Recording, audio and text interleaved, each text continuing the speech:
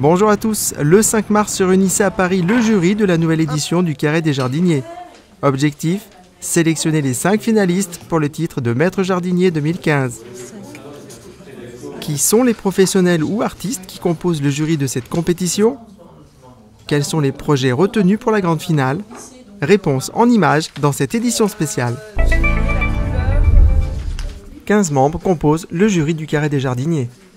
Des professionnels de la filière avec Éric Lecartier, représentant de l'UNEP, Jean-Marc Bouillon, représentant de la FPP, Bruno Imbert, représentant de la FNPHP, le paysagiste Pierre-Alexandre Isser,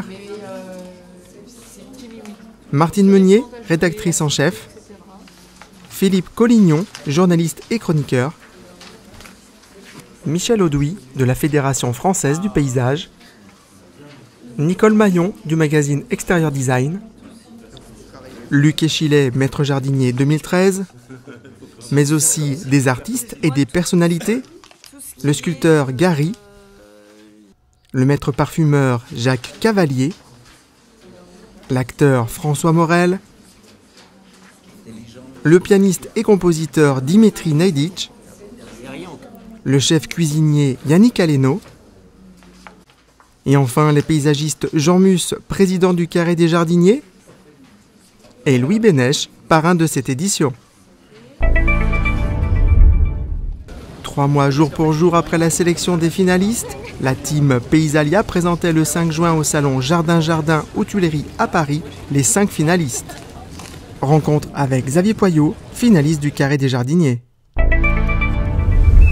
Je suis entrepreneur du paysage, j'exerce une activité de paysagiste sur la région dijonnaise.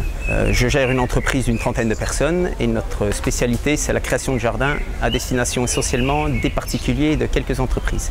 Pour le Carré des Jardiniers 2015, je vais vous ouvrir la porte de mon jardin, mais je vais vous ouvrir la porte de vos souvenirs. Le jardin pour Paysalia 2015, c'est les souvenirs. Il y aura 3 principales thématiques. La prairie de notre enfance, les jeux d'eau, la balade dans la forêt, la récréation, c'est aussi l'heure, le moment du dîner, le moment du goûter.